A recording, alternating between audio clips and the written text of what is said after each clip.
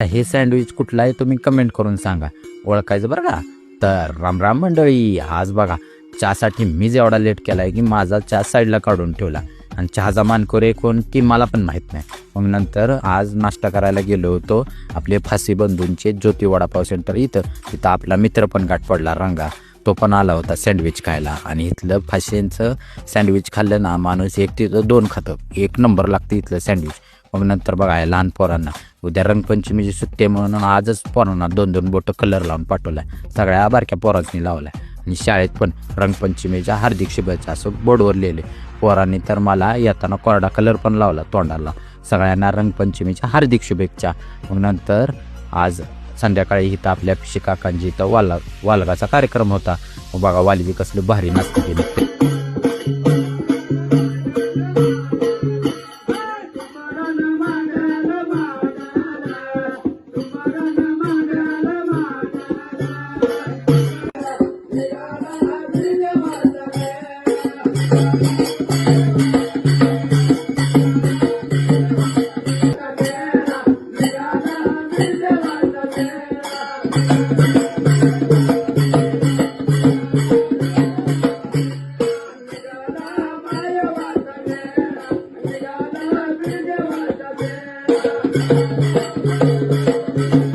त्यांचा डान्स बघून अमोल बी लागला नाचायला.